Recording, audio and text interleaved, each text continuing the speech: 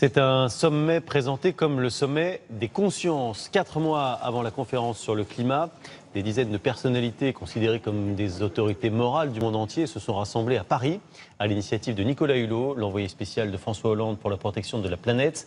Des dignitaires religieux notamment sont présents, mais aussi des représentants de peuples qui souffrent de la déforestation, comme les Indiens Guarani au Brésil.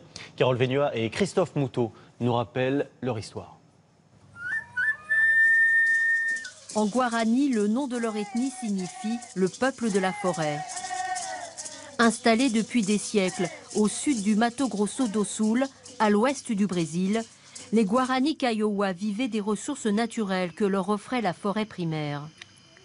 Victimes de la déforestation, ils ont perdu 90% de leurs terres en à peine un siècle. Aujourd'hui, la communauté indigène se bat pour retrouver ses droits et ses terres.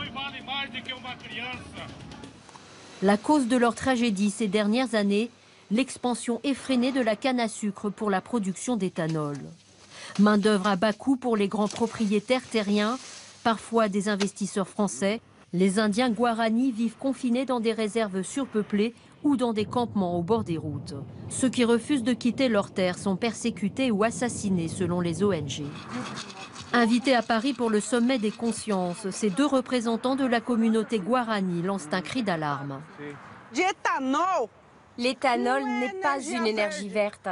Elle est rouge du sang de notre peuple. Chaque fois que l'on achète cet agrocarburant, on achète le sang des Guarani Kaiowá. Nos rivières sont empoisonnées, nos terres sont détruites et nous n'avons plus d'endroit où pêcher et chasser. La culture à grande échelle de la canne à sucre et la déforestation ne sont pas sans conséquences pour le climat. Et si vous prenez l'exemple des sécheresses qui arrivent à Sao Paulo, des pénuries d'eau extrêmement graves qui ont lieu dans des agglomérations gigantesques, c'est exactement les conséquences de la déforestation. Au Brésil, l'un des premiers exportateurs mondiaux d'agrocarburants, la production d'éthanol devrait être multipliée par 10 d'ici à 2025.